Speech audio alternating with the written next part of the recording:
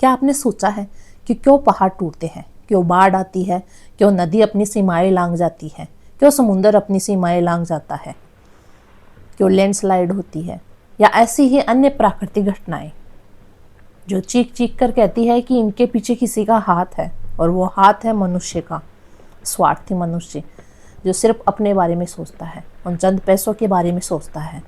क्यों नहीं सोचता कि ये प्रकृति उसकी प्राण वायु है, इसके बगैर उसका अस्तित्व नहीं है। क्यों वो उसे बचाने की बात नहीं करता, क्यों वो उसके संरक्षण की बात नहीं करता। अगर ऐसे ही हालात रहे तो देखना, एक दिन इस पृथ्वी से हम इंसानों का जो भविष्य है वो पूरी तरीके से लुप्त हो जाएगा। हम इंसान इस पृथ्वी पर रहने लायक ही नहीं है। हमने कभी इसके बारे में नहीं सोचा।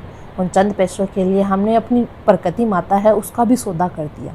हम इतने नीच, स्वार्थी और बेगैरत इंसान है। कभी अकेले में बैठो तो ज़रूर सोचना कि हमने क्या किया है अब तक, और हमने क्या क्या चीज़ें खोई है और क्या क्या चीज़ें पाई है। हो सकता है कि आपने वो अनगिनत लग्जरी सुविधाएं पा ली हो इस प्रकृति को बेचकर, लेकिन क्या आपने सोचा है कि उसके लिए आपने अपने प्राणों का सौदा किया है, अपनी प्राणवायु का सौदा किया है।